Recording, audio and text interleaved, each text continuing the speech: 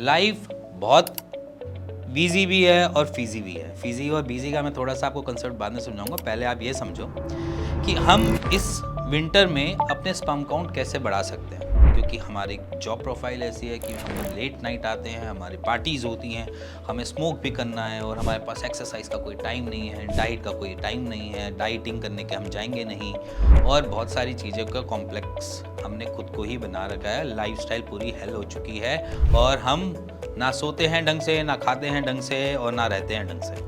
तो मैं आज आपके सामने कुछ चीज़ें लेकर आ रहा हूँ जिससे आप स्पर्म काउंट बढ़ा सकते हैं। तो प्लीज़ फॉलो ज़रूर कर लेना। मैं हर बारी यही बोलता हूँ कि आपकी मेहनत ही आप पे रंग लाएगी, अदरवाइज जो मर्जी जैसा मर्जी बोल दे कुछ नहीं काम आएगा। ठीक है ना। हम स्टार्ट करते हैं अपनी एक सिंगल स्लीपिंग लाइफस्टाइल से, क्योंकि स्लीप हमें पता है कि हमारे लिए ज़रूरी है, बट हम 6 घंटे 7 घंटे की नींद लेते हैं, फिर ऑफिस भाग जाते हैं।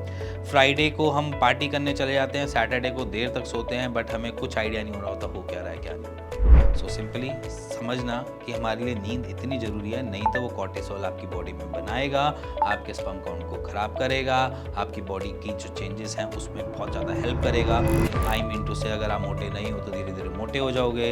अगर आप हेल्दी नहीं फील कर रहे हो, एनर्जेटिक फील नहीं कर रहे हो, तो इट मीन्स कि आपके लाइफस्टाइल में कुछ ना कुछ तो दिक्कत है, और उसमें सबसे मेजर जो दिक्कत है वो आपकी नींद भी हो सकती है। तो नींद जो है वो बहुत ज़रूरी है। तो नींद के लिए अप्रॉक्सीमेटली दुनिया कहती है 7 घंटे की नींद लो, मैं कहता हूँ 8 साढ़े 8 घंटे की नींद लो, कोई दिक्कत नहीं है। 1 घंटा ज़्यादा सो जाओगे कुछ फ़र्क नहीं पड़ेगा, दुनिया इधर की उधर नहीं होगी। बट अगर आपकी नींद ज़्यादा अच्छी है तो इट मीन्स कि आपकी लाइफ अच्छी चलेगी, आप ईजी रहोगे, स्ट्रेस फ्री रहोगे और रिलैक्स रहोगे। सो इसलिए नींद अगर आप लेते हो 8 घंटे की तो कोई इशू नहीं है। 1 घंटा पहले जल्दी सो जाना, सुबह थोड़ा उठ जाना, ठीक है। 8.5 घंटे के लो, 9 घंटे के लो, मैटर नहीं करता, बट नींद प्रॉपर लो, अच्छी लो।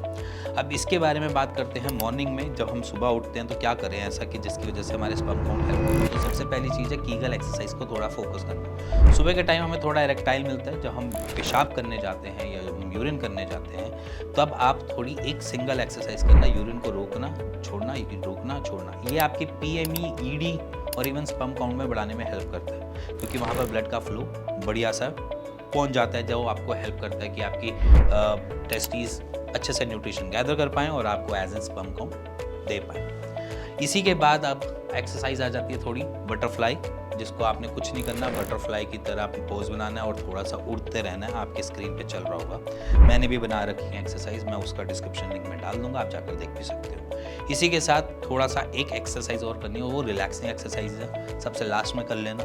पैरों को ऊपर करना है, दीवार का सपोर्ट देना है, नीचे पिल्लो लगाना है और लाई डाउन हो जाना है 15 मिनट के लिए, 10 मिनट के लिए, जितना आपको टाइम मिले उतना। उसके बाद नहाने के बाद जब आओ तो ब्रेकफास्ट की टेबल पे बैठो तो प्रेफरेंस दो कि आप ऐसा चीज़ लो जिसमें प्रोटीन इंटेक मिल जाए। जैसे कि स्प्राउट्स ले लिए हमने, अगर आप वेगन हो तो स्प्राउट्स खाया करो। अगर आप थोड़ा सा एग वगैरह खा लेते हो तो एग को कंज्यूम किया करो। सर्दियां हैं तो इस टाइम एग भी कोई दिक्कत नहीं देगा, क्योंकि अब जो विंटर्स का मोड आता है इसमें ईजिली डाइजेस्ट हो जाता है आपका प्रोटीन भी, क्योंकि आपका मेटाबॉलिक एक्टिविटी थोड़ा सा रिप्लेस हो जाता है। इसीलिए सीजनल चेंजेस में हम ये देखते हैं कि जहाँ पर आप खा सकते हो तो ये सबसे अच्छी पोटेंशियल एरिया आ जाता है, जिसे मैं विंटर्स में बोलता हूँ या सीजन में बोलता हूँ। इसमें आप कुछ भी खाओगे तो दिक्कत नहीं आएगी। आप इन दिनों आप खुद भी अपने आसपास नोटिस कर लेना कि इन दिनों में कोई भी इन्फेक्शन होने वाले चांसेस कम होते हैं। एज इन डॉक्टर्स के बाहर लाइनें थोड़ी कम देखने को मिलेंगी, ठीक है। और ज़्यादा से ज़्यादा जो भी आप खाओगे आप अच्छे से डाइजेस्ट कर पा रहे हो। तो इस मोमेंट पे एग सुबह के टाइम आप ले सकते हो। हाँ, अगर आप यहाँ पर दूध वगैरह पीना प्रेफर करते हो तो दूध को रिप्लेस करके आप आलमंड मिल्क ले सकते हो। और अगर आप चाय पीना प्रेफर करते हो तो आज की डेट में आलमंड या कोकोनट मिल्क के अंदर भी चाय बनती है, आप उसको भी ट्राई कर सकते हो। सो इसी के बाद बात करता हूँ सेकंड ऑप्शन की, जहाँ पर हम थोड़ा सा ना अभी हम लंच में पहुँचे हैं ना हम ब्रेकफास्ट से बाहर निकले, ठीक है। तो बीच का एक मोमेंट जहाँ पर हम स्नैकिंग कर सकते हैं। स्नैकिंग मैं यहाँ पर बनाना को कहता हूँ कि अगर आपको कुछ खाना है तो रास्ते भर में एक बनाना खाते हुए जाओ और उस मोमेंट पे खा लो। और अगर आप ऑफिस में बैठे हो तो अपने साथ कैरी कर सकते हो बनाना, और एक बनाना खाने में कोई दिक्कत और कोई टाइम नहीं लगता और आपके ऑफिस वाले भी रिस्ट्रिक्ट नहीं करेंगे। तो एक बनाना खा लिया, देन उसको डस्टबिन में फेंका छिलके को और अपनी सीट पर रिलैक्स होकर बैठ गए। फिर देन उसके बाद एक मील आ जाती है लंच पे। लंच में आप हमेशा प्रेफरेंस देंगे कि आप थोड़ा मील को बड़ा करके लें। बड़ा करके क्या लें, जिसमें थोड़े से चावल लें, ब्राउन राइस मिल जाए तो वेल एंड गुड है, और साथ में एक चपाती लें, साथ में भर के दाल लें, दाल भर के लो, क्योंकि प्रोटीन इंटेक हमें बढ़ाना है और जिंक भी हमें बहुत सारी चीज़ों से मिल जाता है। तो यहाँ पर हम दालों को भर के लेंगे। इसी के साथ अगर आप कोई सूखी सब्जी खा रहे हो, एक सूखी सब्जी में पालक वगैरह आप ले सकते हो। और उसी के साथ अगर मैं बात करूँ तो दाल को थोड़ा ज़्यादा लो। एज़ कम्पेयर टू हमारा इंडियन कल्चर क्या है कि दाल थोड़ी सी डुबोते हैं और खा लेते हैं, कहते हैं दाल खा ली। दाल ऐसे नहीं खाई जाती, दाल हमेशा ज़्यादा भर के खाओ। चपाती एक कम कर लो, चावल थोड़े कम कर लो, कोई दिक्कत नहीं है, दालें भर के खाओ। उससे क्या होगा कि आपकी प्रोटीन की डेफिशिएंसी थोड़ी सी कंप्लीट अपने लेवल पे करेगी। हमारे स्पर्म प्रोटीन के बने होते हैं, इसलिए हमारी रिक्वायरमेंट प्रोटीन की थोड़ी ज़्यादा हो जाती है। तो एक ये वाला कंसेप्ट आ जाता है। तो इस मील में प्रेफरेंस दो। अगर आप नॉर्मल वेगन हो तो दालें भर के खाओ। अगर आप नॉन वेज खाते हो तो यहाँ पर फिश का इंटेक कर सकते हो। चिकन मटन मैं अवॉइड करने को बोलूँगा, क्योंकि चिकन मटन में आपको टाइम लगता है डाइजेस्ट करने में और आपको बाद में जाकर और अलग इश्यूज आते हैं। फैटी लीवर उन्हीं में मिलता है, कॉन्स्टिपेशन की दिक्कतें उन्हीं को मिलती हैं। इसी के साथ पाइल्स फिस्टुला की दिक्कतें भी उनमें ही सबसे ज़्यादा मिलती है जो मटन और चिकन ज़्यादा खाते हैं। तो अगर आप यहाँ पर हो तो फ़िश का इंटेक कर सकते हो। सर्दियों का टाइम है, थोड़ी सी गर्माहट भी मिलेगी और आपको हेल्प भी मिलेगी, तो फ़िश इंटेक कर सकते हो। फ़िश करी खा सकते हो, ग्रिल्ड फ़िश खा सकते हो, उसके साथ चावल लगा के खा सकते हो। तो फ़िश आप इंटेक कर सकते हो अपनी दोपहर की मील में। इसी के साथ अगर बात करी जाए तो बीच में एक स्नैकिंग टाइम फिर आता है, डिनर और आपके लंच के बीच में। तो उस टाइम पे आपने क्या करना है, अगर आपको प्रेफरेंस देनी है तो यहाँ पर सूप वगैरह को ज़्यादा प्रेफरेंस दो, रादर देन आप मोमोज खाओ, चाउमीन खाओ या फिर कुछ ऐसी चीज़ें खाते हो। तो यहाँ पर आपने क्या किया, यहाँ पर आपने सूप से उसको रिप्लेस किया। प्रेफरेंस दो कि घर के अंदर सूप बना हुआ हो, या अगर आप बाहर जाकर भी पीते हो तो प्रेफरेंस दो कि वो थोड़ा सा सूप जो है उसमें कंटेंट हो। क्योंकि क्या होता है, सूप आप सिंपली जाते हो पानी पानी वाला पीते हो और उसके अंदर अरारोट मिलाकर वो गाढ़ा गाढ़ा करके दे देते हैं, वो नहीं चलेगा। सूप का मतलब है lots of vegetable with water.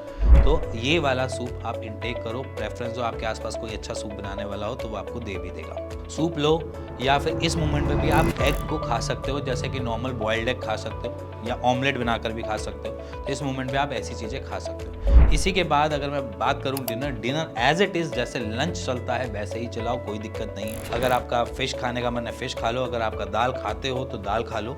उससे क्या होगा कि आपकी जो पूरे दिन की एपेटाइट है या जो पूरे दिन का जो आपका काम है, पूरी एक्सरसाइज है या पूरे काम का वर्कलोड है और सोना है, सारी चीज़ें मिलाकर आपके स्पर्म काउंट आराम से ओके कर देता है। अब यहाँ पे बहुत सारे लोग मेरे से ये पूछते हैं कि आप मेरे को बताओ कोई एक ऐसा नुस्खा बताओ जिससे मैं एकदम से परफेक्टली मेरे स्पर्म काउंट हो जाए। कोई भी ऐसा कंप्लीट नुस्खा नहीं है कि मैं आज पिलाऊं और आपके 10 दिन में ठीक हो जाए। समझना, रेमेडी कोई ऐसी बनी नहीं है जो आपको 10 दिन में आपके स्पर्म काउंट को बढ़ा कर दे देगी। It's a time taking process. आपकी डाइट टाइम लेती है, आपकी एपेटाइट टाइम लेती है, आपकी लाइफस्टाइल टाइम लेती है। तो ये जितना भी प्रोसेस है वो एक टाइम टेकिंग प्रोसेस है, क्योंकि आपकी स्पर्मेटोजेनेसिस भी जो है वो अप्रॉक्सीमेटली 90 डेज के आसपास की पड़ती है। तो इसीलिए समझना कि आपके 3 महीने क्रूशियल हैं इस डाइट को फॉलो करना और इस डाइट से अपने स्पर्म काउंट को बढ़ाना।